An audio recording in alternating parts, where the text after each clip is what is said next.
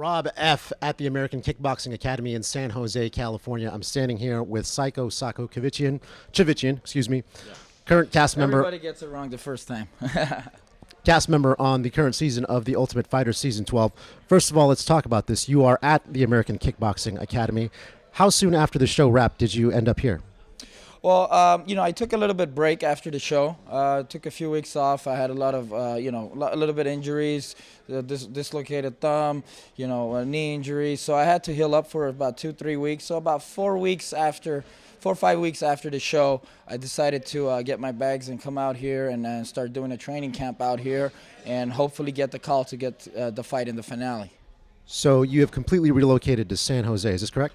Well, I've pretty much got a one-way ticket here.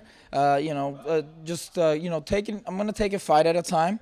Everything's been great over here. The training's been great. Everybody's been, coaches, training partners. Everybody's been very welcoming, and I've been learning a lot over here. I'm getting what I expected. So far it looks like this is where I'm going to be doing my camps. Anytime I go back home, I have my home camp, Highest End, which is my uncle Sako Chivitchian, my trainer for 20 years. So I go back and forth, but mainly I do want to grow over here a little bit more.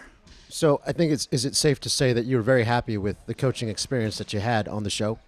Oh yeah, the coaching experience on the show totally opened my eyes in the MMA world.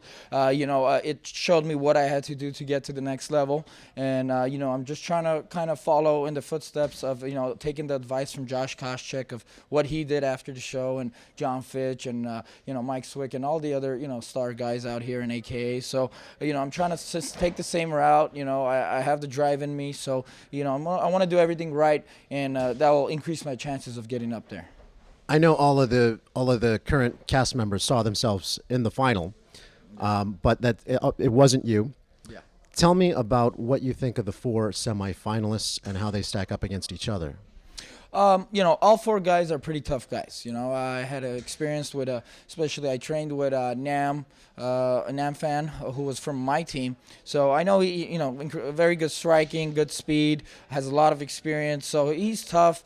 Kyle Watson, great jiu-jitsu guy, coming from Matt Hughes' camp. So everybody has a good pedigree. Michael Johnson's a good wrestler, #1 pick from GSP's team. So he was already expected to be up there. And then you have Jonathan Brookins, who beat me, which I think personally, he was the most experienced guy out there, and I think the most talented.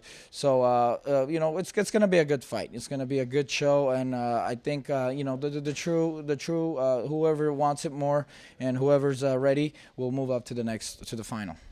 Tell me about that fight with Jonathan Brookins, because I know it was your first loss. You took it really hard, as I'm sure anyone would. Yeah. But is that why you're here at AKA? You want to work on that aspect of your game? I didn't know how I was gonna handle my loss. When it happened, it was the first time.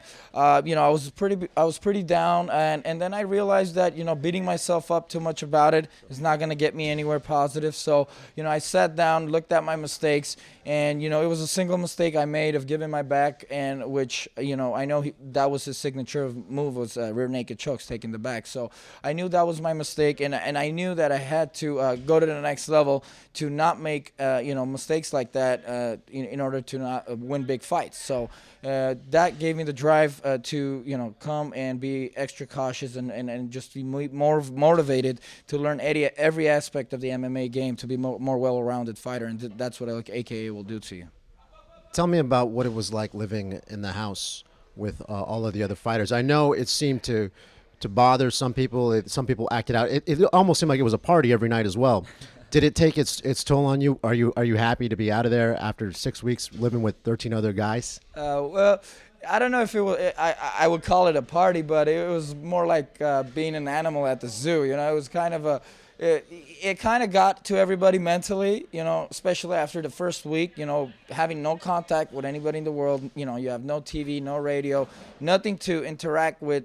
To take your mind off of the competition and those guys that you're living with. So you were forced to interact with these guys, and the guys you're sitting there and spending your time with, eating and hanging out and talking with, are the guys you're going to be fighting the next day. So it was a very weird situation, a lot of mental battle going on, trying to put each other's confidence down, playing pranks, pushing buttons. So it was like a mental battle going on every day, in and out in that house, and that was a little bit hard, not having family around and friends. But that the show makes you tough. It turns boys into men, and then it lets you know if this is what you want to do in life.